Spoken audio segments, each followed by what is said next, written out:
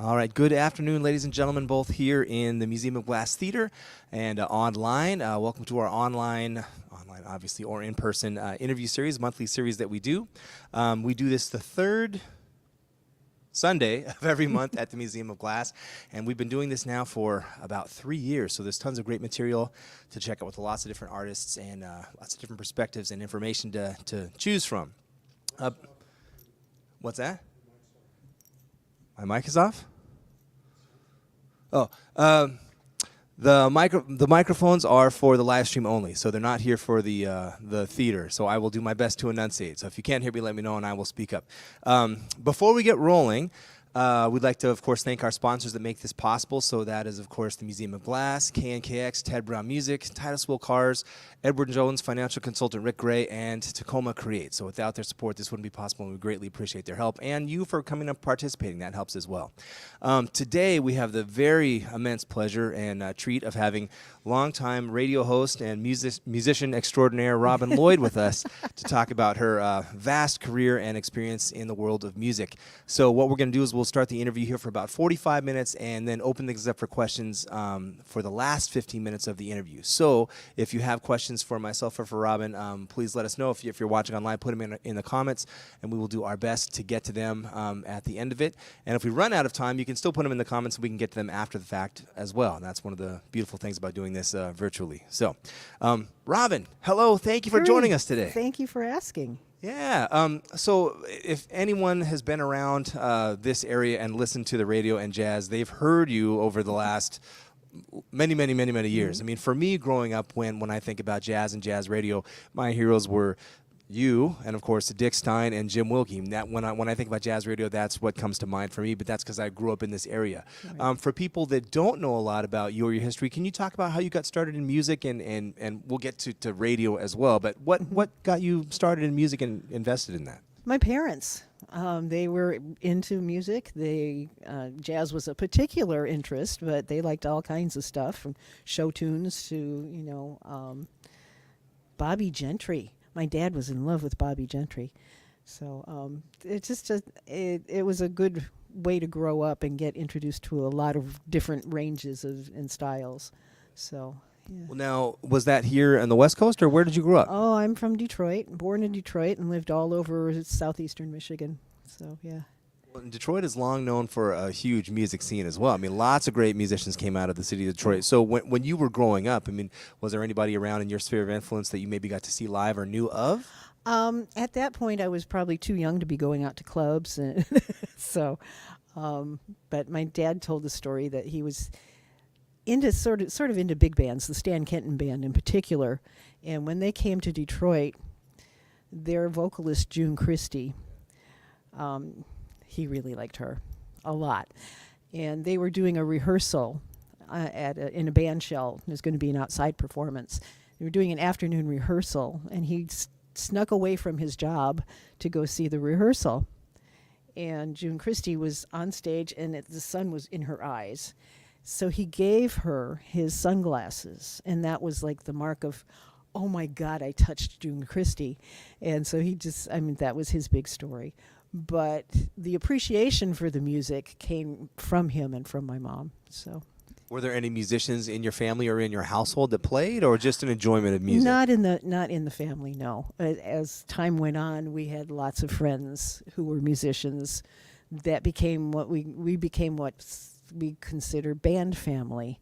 We were the ones that helped promote their gigs and kept the mailing list to send out the flyers and all of that kind of stuff. So, yeah. Well, this is interesting for me. I remember back in the late 90s where I was helping my brother run a club and watching the shift from because computers and the internet came in when I was still in high school. I graduated high school in 1997, so it was all brand new. But I remember the shift from people doing mailing lists and paying for all the postage to then email lists, which just became a thing. So I'm curious what that looked like at that time. So what time period are we talking about with mailing lists and promoting for you? Let's see, late 70s, mid 70s. Is when we were doing that. So was it strictly mailing lists, or were there like posters involved, or other things? Flyers. In terms of flyers. Okay. Store windows and stuff like that. So yeah. I remember when I first, this was, mid 90s, started doing gigs, and I had a paper out, and I used to put things in the paper, and then after that, then I would go in and put them in mailboxes, and I Right. got chided by a postman saying, that's illegal. So Yeah, that was a right. big no-no. Yeah. A learning experience. So, well, very cool. Well, who were some of the bands? Do you recall some of the bands that you helped promote, or any musicians that you recall? Oh or? my gosh. There's no big names because they were pretty much regional at that point, but there was a band called Method that was led by my mentor, Joe Freyer, who was of Puerto Rican descent, great drummer, great singer, and played trumpet before I knew him, and was a pretty awesome band leader. He would take that band from doing standards to doing a lot of things that were on the edge but still fit into the jazz category, and it was just really, really dedicated and a really good teacher as well. Well, so beyond your parents' influences in music, did you have any, you started formulating your own opinions about things that you liked. Who were some of the bands and musicians that you gravitated towards? Let's see. I liked a lot of the Herbie Hancock bands of that era, 60s, 70s, 80s, because they had all the right guys in it, and everything they did was tinged with something a little special. You know what I mean? So I think that was one of the... Then we started getting into the Brazilian folks and the people working with the Brazilian folks, Chick Corea and some of the others. So as the 70s and 80s went on, that's where I went to. So... Well, so where did radio start coming into the fold? How did that interest get That peaked? goes way back. I had a grade school teacher that really liked to have the class do radio plays, reading radio plays behind, a screen or something like that. And I thought that was so much fun. I was about 8 or 9 years old when I got my first transistor radio, if everybody remembers what that's like. And that fascinated me, especially late at night when you could pick up stations from, like over on the East Coast and listen to all kinds of things. And so by high school, one day I found what I thought was a storage closet in the school, but it was actually a broadcast booth that was hooked up to the station's public address system. But the equipment was old and dusty and everything was just thrown in there. So I spent a lot of time, my spare time and lunch hours and whatnot, cleaning that up and getting things to work. And then I would just play stuff on the lunch breaks. So you played stuff for the school? Yeah. Oh, very cool. Just for the heck of it. And did you just completely self-taught, or how to work the equipment? I had a little bit of help from older folks. So, but that was a labor of love. So this started in high school. So then, is this something? Did you study communications or something in college, or what? What was the next logical I did a step? little bit of communications in college, yeah, but mainly when I was in college, I volunteered. Well, I just sort of walked into a public radio station that at the time, public radio had first been licensed to educational outfits. So, because it was educational radio to start with. And this place was in the basement of a high school. It was called WFBE, Flint Board of Education, FBE. And talked to the Thursday night jazz host there, who was a wonderful guy, John R. Davis, who was a reporter for the Flint Journal. And his big love was playing jazz. And he had a late night show on Thursday nights. And I just walked in one night and said, I love what you do. Can you teach me? And at the time, we actually had an engineer who was queuing up records and tapes. And, so we didn't have to do any of that. But I did learn from that engineer as well. In fact, we had contests we had big banks of reel-to-reel tape machines that were bringing in stuff from the satellite. Or bringing in stuff from it wasn't satellite at the time, but however they got stuff from the network. And we had contests about threading this tape into the machines to see who could do it quickly and correctly. So that's something that I would like to know about. Just in the span of, you were talking about 70s, late 70s, early 80s at this point, yes, to all the way 2000, wherever we are now, Yeah. how much technology has changed Oh my for God, better yeah. and or worse. Yeah, exactly. It's made a lot of things much easier. I can't say that I don't miss some of the old ways, but you go with what's happening. So Well, yeah. so I mean that's why I'm curious. What are some of the old things that you miss about radio that aren't in existence now? Well, like I said, the reel-to-reel tapes. I was teaching a big basic broadcasting course at Bellevue Community College for a little while, and showing people how to edit tape with a razor blade. And I had people walking into the room and looking at that big honking reel-to-reel console thing. That looks scary. I said, yeah, it kind of is. But they were fascinated that you could actually do that by hand, you know. So it's been a lot of changes. It's been a lot of changes. So where was so we talked about the public radio station, FBE. From there, how long were you with that station, working with them? I was there for several years, just the Thursday night. I would hang out with John, and he would have me on the air to talk a little bit, and then he decided he would let me take over when he was on vacation. In fact, he was thrilled to have somebody who would take over while he was on vacation. So I did that for 5 or 6 years. Yeah. And then where was the next step from there? What happened after that? I stopped doing radio for a while. I was just, trying to make a living and stuff like that. And when when my darling husband one year bought for me for Christmas the basic broadcasting class over at Bellevue Community College, because he knew that I kind of wanted to get back into it. And so I did that. I ended up teaching that class eventually. I was working for KBCS as an operations manager because I knew how to work all of the tape machines. And I was there for several years too. And also as they were going through changes, I was interim program director and interim this and interim that while they were finding other people. So I got to work a lot of different things. I know this, and maybe some people else do as well, but maybe people a lot don't.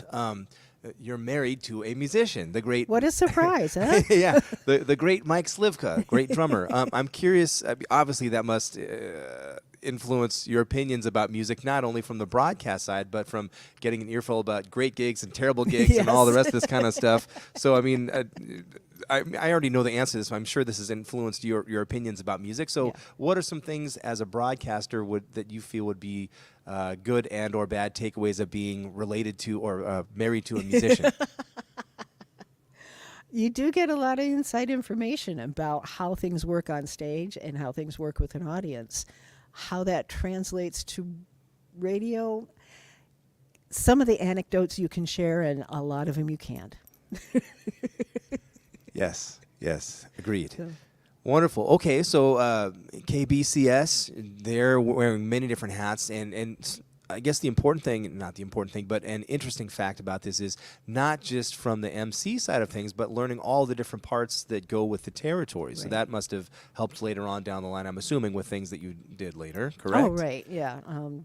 Because having a hand in what's called the traffic department, scheduling everything that's on the air, including underwriting announcements and promotional announcements and all of that stuff, gives you a real clear idea of what radio is and how it all fits together. So that was a big help, And then teaching, I found out, it was a surprise to me. I really enjoyed teaching that basic broadcasting class. I had a good time as a teacher, and that was a facet that I never even considered before. So. After KBCS, what happened? Where'd you go? I sent in a tape to what was KPLU at the time and heard back from the general manager. He was actually, Joey Cohn. And he had me in to do a couple of audition things and talk to my orientation was a full day with Dick Stein and Nick Morrison. That sounds exhausting. It was. My sides were literally hurting from laughing all day. So, yeah. In fact, the question I still get a lot is, what's it like to work with Dick Stein? And those were fun days. So I was doing a lot of fill-in work on air, and that included all of the jazz shows and the blues show. And then I started working in other parts of the radio station too, just to build up the hours and the experience. And so I was there for 22, 23 years, something like that. And so the time period, what was the year roughly? When did you start at KPOU? 1999.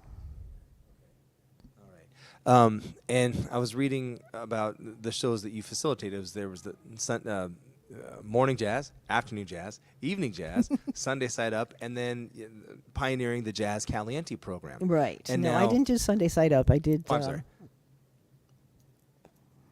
I didn't do the Saturday Jazz Matinee either. Well, now you mentioned it took quite some time to get Jazz Caliente on the air. Can you talk a little bit about that process? Keep it clean. Yeah, okay. I was advocating for some Latin jazz on the air because it is part of the repertoire. It's part of what we do, and there's I think a lot of room for it.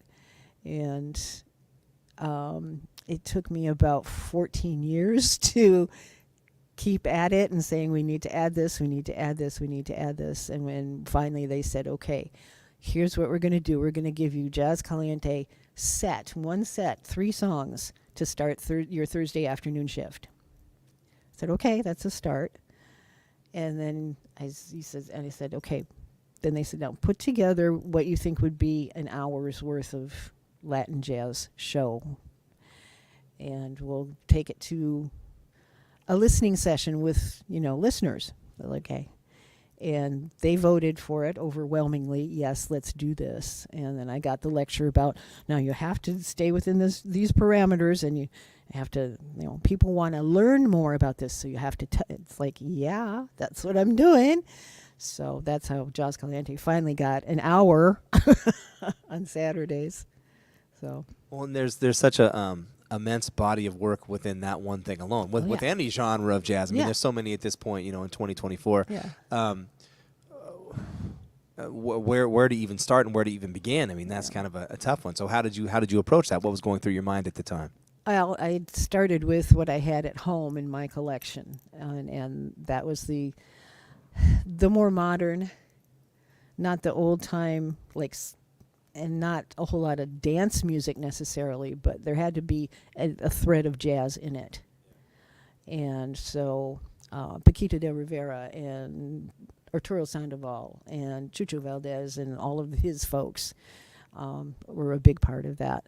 And then as I got into it, there were a lot of locals who were saying, hey, we're over here, listen to us. So.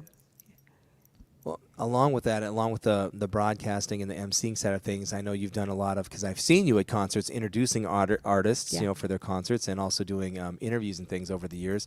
How did that come about? Because that wasn't something that began right when you started with the station. Was that something? Right. An add-on later. One of the things I did way back at WFBE was I noticed there was a huge studio that wasn't getting used, at least when I was there at night.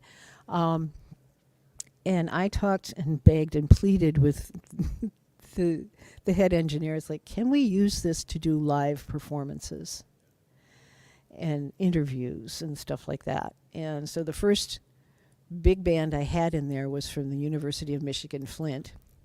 And they'd play a tune. I'd walk through the band members and, get just a little snippet of who they were and what they were doing.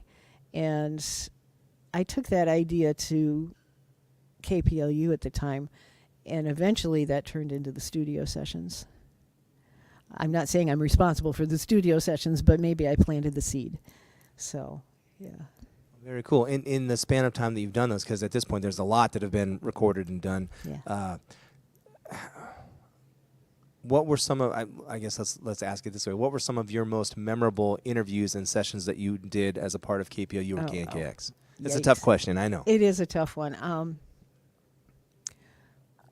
I really enjoyed locally. I really enjoyed Carlos Cascante Isutumbao. Great stuff. Adriana Giordano and her band. And just a lot of, I didn't get to do a whole lot with national names or anything like that, but I sure did enjoy hearing from them. So, yeah. Right. What about in terms of introducing artists? You've introduced a ton of bands over your time. Yeah. There must have been some things that, because everyone sees like all right, and now give it up for blah, blah, blah, introduce the artist, but things that go on behind the scenes, maybe any memorable stories that you're willing to share? Oh, no, I don't think so. I didn't actually do that once, and I'm not even going to. No, there was one time they had jammed the Spanish Harlem Orchestra onto the stage at Jazz Alley, and that's a big, big band. And then for me to get on the stage to do the introduction was like dodging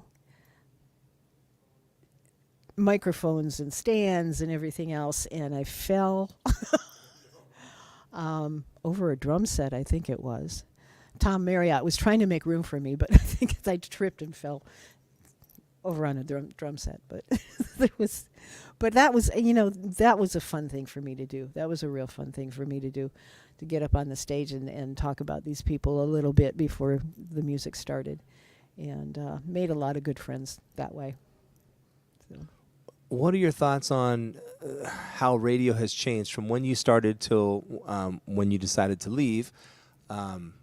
What are some of the good things about radio? You mentioned technology, but any other things about just how radio is consumed or viewed by the public?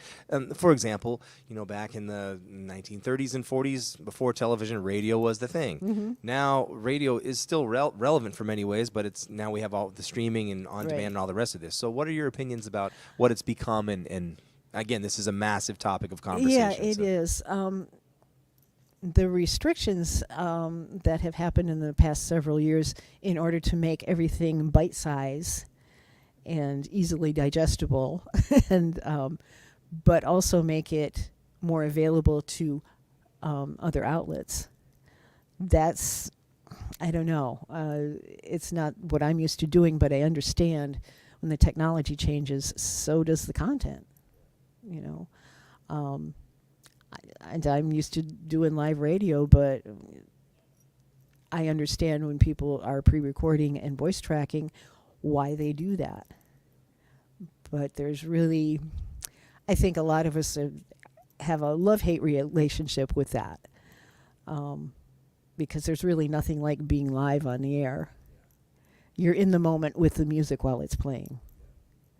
So, but then again, when you're voice tracking or pre-recording, you have the time to get it right and make sure that you're getting everything that you want to convey about the music and the musicians. You're getting that right and getting it to the people. So, since I've been doing a little bit of this, and it's hard, Yeah, at least for me. I know. Again, folks like you and Dick Stein and Jim Wilkie, the ability to just get up and say things and do it in one take, just that's amazing. That's a lot of respect.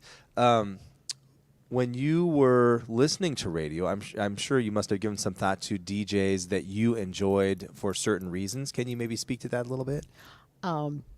I did get a chance to hear Wolfman Jack at one point, and I really, really enjoyed his autobiography a lot. That's kind of personality was not me necessarily, but I think that's what showed me what the power of radio could do. But when we were living in Lansing, Michigan, I discovered Jim Wilkie's Jazz After Hours, and it was a lifeline. It was amazing to me that he could do that and be picked up all over the country. And there had to have been some others, but that was so far back I don't recall. But Jim Wilkie really was a big influence, a huge, huge influence. So I remember the only thing I can speak from is my own personal experiences. So, but I'm curious your thoughts about this. I remember the first time I met Dick Stein was at not Red Kelly's. It was at Drake's on Pack Avenue. He used to come watch the jazz groups play there. This was the mid '90s. Okay. And I remember, I didn't approach him and talk to him because I was scared at the time. Not so much anymore. Of course, he's amazing, but just realizing that his personality when in person is the same as he is on air. Your personality when I talk to you is the same Pretty as when you're much, on yeah. air. Where some people, like when they're on camera, they're one person, and when they're off camera or off radio, they're another. And my opinion about it is the people that are genuine on radio as the same as they are in person tend to be more successful at that. That's my opinion. Pay for your thoughts. I totally agree with that. I totally agree with that because what is happening, the people who are listening to you are relating to you. They're relating to how you make them feel. And the people who can do that successfully, like Stein and Jim Wilkie, they're gonna get more listeners. Yeah. Well, I guess the reason I'm bringing this up is for other people that are thinking about doing it, just something to think about. Don't try to be someone that you're not. Right. And again, going back to my personal experience, I remember when I first started teaching lessons. My first teacher was the brilliant Tracy Knope. Right. And if you've met Tracy, he's just he's a ball of energy at all times. Yes. And very, very great teacher. Yes. But when I first started teaching, that's all I knew. So I tried to teach like Tracy, not being Tracy's personality. And after a while, I realized, this is not working. This is not me. So I guess going into whatever it is, whether you're trying to be a teacher or a performer or a personality or whatever it is, it serves you best to not try to be someone that you're not. Be yourself. It's more authentic and less used car salesman-ish. I don't know. I think people pick up on that and realize that it's not genuine. And exactly. They do. They know if you're faking it. Yeah. You may not think it's real obvious, but it is. Well, so with the move from KPOU to KNKX, I'm sure that had to be kind of a terrifying thing as to what's going to happen. What were your thoughts at the time when the whole change, where PLU decided they were going to sell the station? What was going through your mind at the time? When we got notice of that, I was on air and was reading an email, which I should not have done because I felt like I'd been kicked in the stomach. The thing is that after that initial, oh my God, what are we going to do now? Our listeners absolutely came through. They absolutely came through and saved us. And we were able to buy the station and, become our own entity. And that is, I think at the time, something that has rarely happened. We know about this, and maybe a lot of people in the community know about this, but for people that might be watching that have no idea what we're talking about, at the time, KPLU, the radio station, was under the basically under the umbrella of Pacific Lutheran University. Now, it's been several years since the transition becoming its own station. So I guess it's a fair game to talk about and discuss, Sure. I guess. Well, why did the college make the decision to want to sell the radio station? I don't know if I even knew myself. We had an interim general manager at one point who had convinced the university that radio was dead and they didn't need to hang on to it anymore and they should sell it and make some money.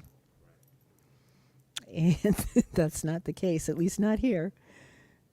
Well, and so if I remember correctly, and maybe you know the figures better, within the span of a few months, the community at large here in the Northwest raised the funds to buy the station so that it could be its own independent entity, Right. correct? Yes. And what was the dollar amount that the community had to raise? Was it $6 million? Or? Something like that, $6 or $7 million. And we did it in 5 months, I believe. And at that time, this was something unheard of. This is like one of the first ever of this happening this way. Yes, exactly. I have to say, it was a lot of hard work. All of us were hours and hours every day planning and talking to people and trying to make it happen. We had events all over the region to let people know what we were doing and to fundraise. And it actually happened. I'm still like, wow, we did that. As a matter of fact, when we hit the goal, and Joey went on the air to say, "We did it, thank you," I was not even in town. I had decided to go to Victoria, where they were putting on a Save KPLU event at Herman's Jazz Club. And I said, I love our Victoria listeners. I'm going to go up there and MC and do that stuff. So I first heard we made it from the hotel room in Victoria, BC that afternoon before I went to the club. So, and that was amazing. So yeah, the listeners really responded, and it was unlike anything I'd ever experienced before. And I should know this because I was living through it as well. What year was this? It doesn't seem that long ago, but I know it's some passage of time. It's been 2016. Yeah, 2016. So, moving ahead, after that happened, after the community rallied and banded together and raised the funds to save the station, did the outlook of the station change at all into like maybe how to deal with things, becoming its own independent station, not being under the school, and now we're our own thing? How do we proceed? What was the conversation at the time? There was a lot of planning that went into that, because separating us like not only financially from the university, but they had a way of management that we thought maybe we could change that a little bit now. And that's what we did. But there was a lot of planning that went into that. There was also a lot of legal work that went into that, because anything that we had under the name of KPLU, we could no longer use, because that's their brand and not ours. So anything that even had the letters PLU in it had to go. So there was a lot of paperwork, and a lot of legal discussions.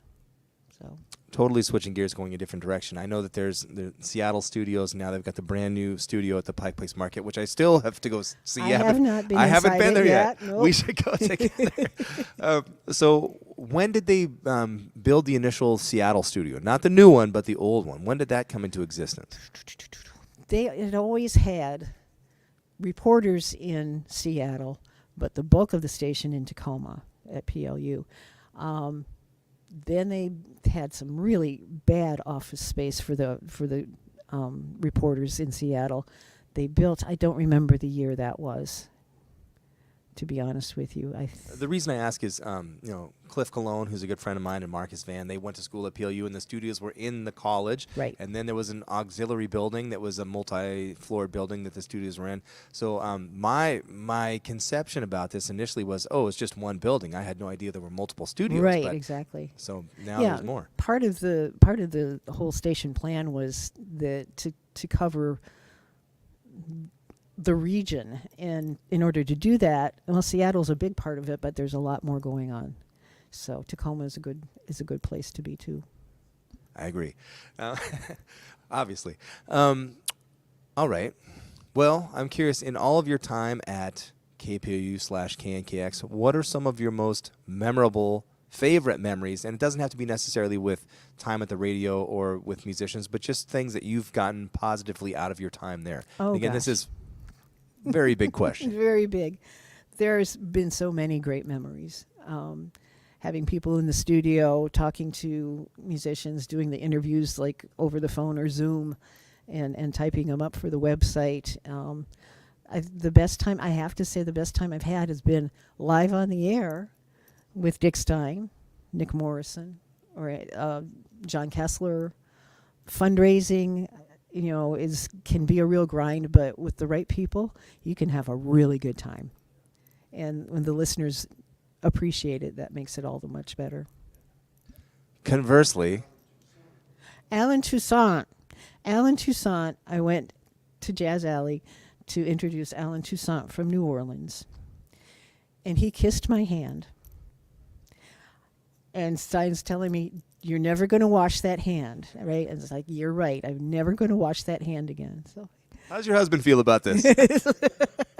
I'm kidding. I kid. He's okay. Both Dick Stein and Mike Slivker in the audience, so we are on our best behavior right now. We're well, okay. on the other side of things, in all of your time in radio, what were some of your not favorite moments? I mean, on Devil's Advocate here, what were some of the things where like just questioning, what am I doing here? You don't have to throw anyone or anything under the bus. No.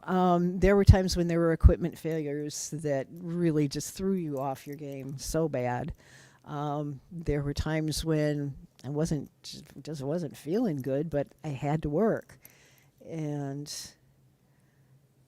there were times when you had to play something that you'd played a zillion times, but it's on the playlist and you got to play it again, and there's nothing else in the world you can think to talk about it, and tell about it, but here it is again. Those kinds of things. Yeah. But I think the very worst day was getting that email about we're selling the station. So. And then the station was saved, and then the pandemic. Yeah. That was a learning curve, too. When management figured out we could basically do voice tracking from home, because really the only people that should have been in the studios were the reporters and the news hosts. The music hosts, they can pre-record, they can voice track, and still have, decent shows on the air, but not be in the studios spreading germs. So, and that's opened up a whole different world of, how to do radio. So I have opinions about this. I'm brand new to radio, and I'm doing exactly what you're talking about. And I have no idea what I'm doing, and I'm taking my lumps and figuring it out. But it seems like this is much more pleasurable and interesting for me because it's personal and personable. Right. It's I have no answers. I don't know how to address it. I enjoy this a lot more. It's much easier for me to do this than to pre-record. Yeah. Where, with that in mind and within that spirit, where do you see, in your opinions and your perspective and experience, where do you see the future of radio going? Oh, I'd like to see more live radio happening, but that's just me, and I'm not sure with the technology going the way it's going that's going to be a thing. I would find that kind of sad. Being someone that helped plant the seed of studio sessions and Jazz Caliente, what would that look like to you with all the technology that we have now available? What would it look like bringing more live stuff with that technology? What would that be? I mean, again, I have no idea here. Live video broadcasts of, like studio sessions, which are recorded and then put on the website, but doing it live would be great. Takes a lot of time to set that up, but I think that would be great. Maybe loosening some of the restrictions on the playlists, so maybe somebody could put a little more personality into the music they select. Let's talk about that, because some people have no idea what you're talking about right now. So restrictions on playlists, what is that and what does that mean? It's you're basically given a list of music to play. Most of the hosts, some of them get to choose their own. Some of them get to mix it up. Okay, there are things that are called, that are supposed to be in rotation, which means it gets played on a regular basis. Usually the new stuff. On a regular basis, so that people get familiar with it and like it. The idea is that most people are only listening to the radio for 15 minutes at a time. And so they're not going to hear everything that you're playing. So I'm not sure I've ever really agreed with that view, because I'm somebody who listens to radio like all day long. So and how that translates, and there's a lot of stuff that's being done just for the website. And to me, the website and the podcasts and all of that kind of stuff should feed, the radio feeds what's on the web and the web feeds what's on the radio. It should be sort of this circular thing going on. And I've never really seen that happen. So I'd like that to happen too. I've heard from some of my friends in Canada that Canadian radio is required to play a certain percentage of Canadian artists to support them. Wow. I don't know if you know anything about this, and maybe I might be dead wrong. If I've got viewers from Canada that know better, please educate me. But I don't believe I'm wrong in this. Like, Canadian radio stations are supposed to play a certain amount of Canadian artists so that those artists get more support. Do you know anything about this? I do not, but I think it's a really, really good idea. And you could, set a certain percentage of local artists that should be played in any local area. You could make that work. You could make that work. Because, the local economy for musicians is what sustains them. And they should be heard. As a longtime radio DJ, successful radio DJ, and being married to a musician, what are your thoughts and opinions about Napster, Spotify, Pandora, YouTube, streaming music, and what that's done to the music economy? The music economy, okay, those things are great for people to discover music. They are terrible for supporting musicians, all of them. They're just not. I want musicians to get their music out there any way they can, but they need to be compensated for it. It's their output. It's their art. They need to be compensated for it. And none of those platforms seem to do it. As someone with a lot of experience in their field, knowledgeable about music, working with a lot of artists, introducing them, being around the environment, if someone were asking you, they were a prospective musician trying to work and figure things out and make a living at being a musician, given what you've been able to be exposed to and seen in your position as someone in the music industry, how would you advise them? And it's a tough question because there's so many different ways to make this work. But what advice would you give someone if they were trying to be successful in getting their music out there and promote it and get paid to do so?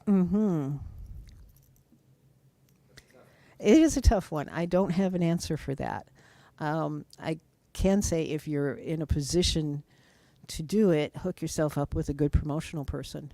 I've worked with some great promotional outfits, people just who are dedicated to getting your music out there.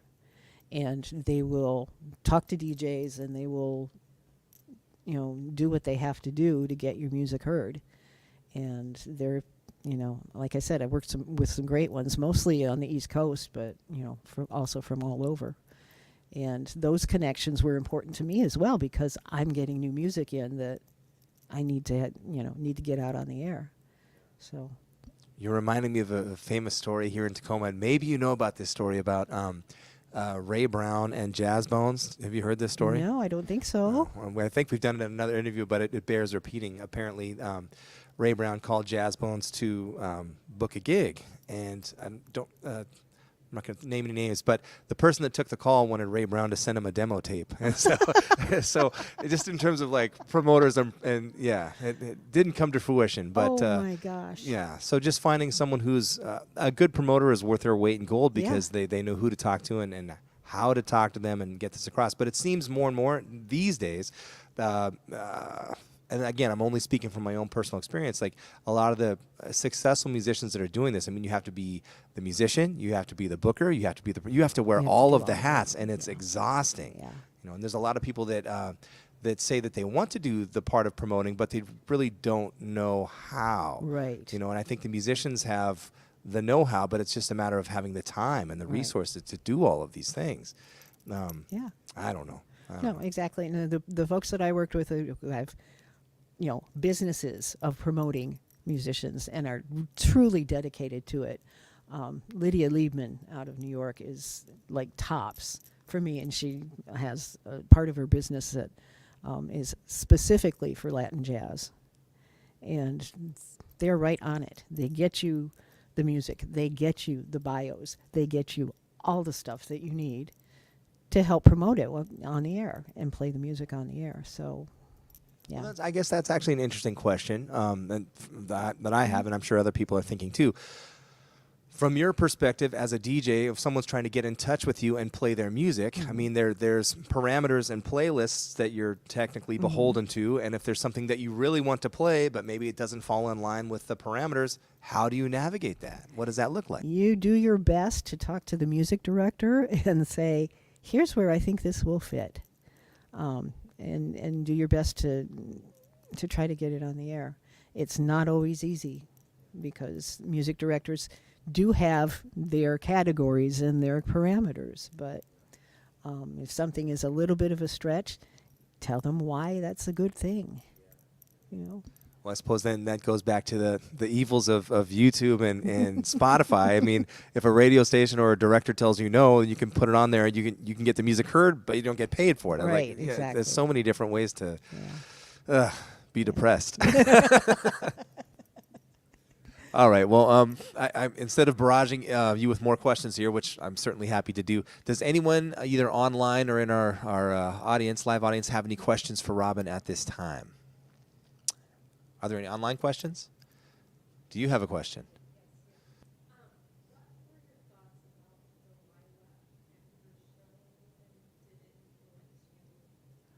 I've only heard. Hang on. The question is, what were your thoughts about Delilah and her show, and how did it influence you? I've only heard Delilah once or twice, so I really don't have that much experience with that kind of radio. But that kind of talk radio is a whole different thing. It's I would not be able to give advice to anybody about anything other than what to go see as far as live music. So I know her manner is very accessible, and you feel like you're talking to a real person. So yeah, so that's good. That's a good way to start. Any other questions? Any online questions? Okay. All right, I have another question. Okay. I have many questions. Tell me about your mother. No, I'm kidding. Don't do that.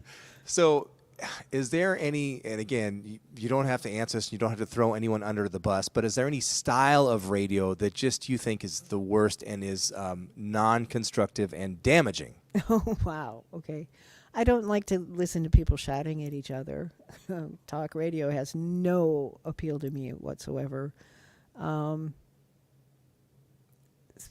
People talking over the music makes me crazy. Yeah.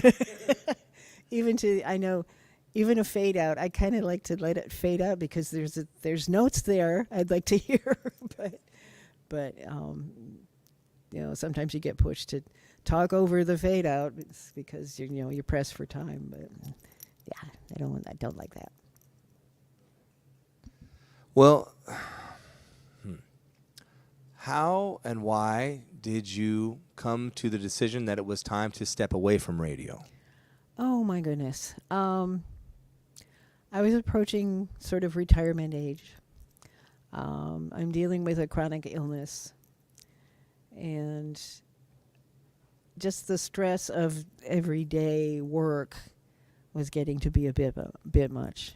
It was not an easy decision because I really that place has been part of my identity for however many years, but it was just time to focus on getting healthy. I guess that was about it. Also, I can hear a bit of a wobble happening in my voice, and I'm just vain enough to not want that on the air. So I think it was just time to go. Plus, I have to say, making room for new people, younger people, different perspectives, different focuses. That's kind of important to know when to do that. Which leads me to my next question. Okay. For someone who's been a lifelong jazz listener, and people say new jazz, NUJAZZ, or jazz is dead. It's always interesting to me when I have the opportunity to ask someone like Julian Priester about his opinions about jazz, who's played with any and everybody in all these different formations. Yep. What are your thoughts about the state of jazz right now, where it's been, where it's gone, where it is now, and where it's going? How do you feel about this? There's a lot that's being added to jazz that is not jazz, and that's okay. I mean, eventually we'll pick the stuff that we can use and discard the rest. But there's a lot of experimentation going on. There's a lot of different directions. I think the core of jazz is something that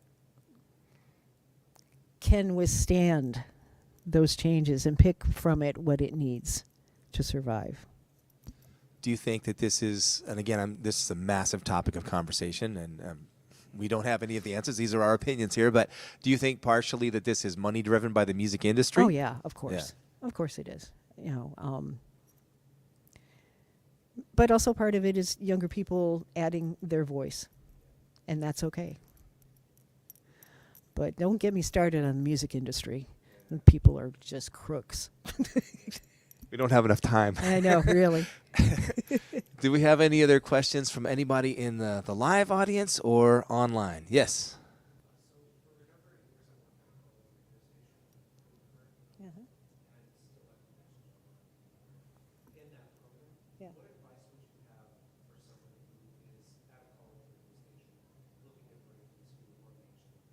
So the question is, what advice would you have for someone working at a college radio station that's looking to break into mainstream radio? Find a place where you want to be and listen to it and see what, try to get a feel for what they're doing and what they're looking for. In my case, it was back when you could send in demo tapes, okay, and I sent a cassette tape to the general manager, and he said, this is interesting. And I think I had to send him another one before he said, come in and we'll give you an audition. So just get to know the people, keep listening to what it is they want, and don't sell yourself short. Make sure that they know what your interests are and what you're going to be really good at. So, yes. Dick Stein says the money is in sales. The money is in sales. And apparently OnlyFans, but that's another topic and another interview altogether. All right. Well, we've got about 5 minutes left. Are there any other questions from anybody here in the live audience or online? All right. My last question, I asked this of all the guests. So, if you had someone who was coming to you and saying, Robin, with your experience, I'm thinking about becoming a musician, a professional musician, and with your knowledge of knowing lots of different musicians and being on the radio side of things and having your insights, what advice would you give someone that was asking you that question? I'm tempted to say don't give up your day job, but having said that, if it's in you and it's got to come out, then do it. Just do it. But no, it's not an easy road. It is not an easy road, and you're going to be doing a lot more than just playing music. You're going to be promoting yourself. You're going to be recording. You're going to be doing all kinds of stuff to get your art out there. And be committed, totally committed. Well, thank you so much for joining us today. Thank it's been you. an absolute pleasure. I hope you know, and Dick Stein knows, and Jim Wilkie, and Ken Wiley, and all the folks that have been heroes at KPOU/KNKX for so long, how much we as a community owe you guys for the contributions that you've made. And it's timeless, and it's instilled all of us a greater appreciation for the art form and the community at large. So thank you so much. Thank you so much. And to thank you, everyone else, either here in person or online. If you've enjoyed the work that we've been doing, most of which is free and open to the public year-round, feel free to make a donation online. You can do that via Venmo or PayPal, or in person here with cold hard cash. We do accept Bitcoin as well. Just kidding. But it's a pleasure to be able to do this. We hope you see value in it. And we're going to take a very short break and come back and play some brand new music for you. So join us in just a short while. Thank you so much. Kareem has done so much for me, for jazz in this region, and I really appreciate what you do. The feeling is mutual.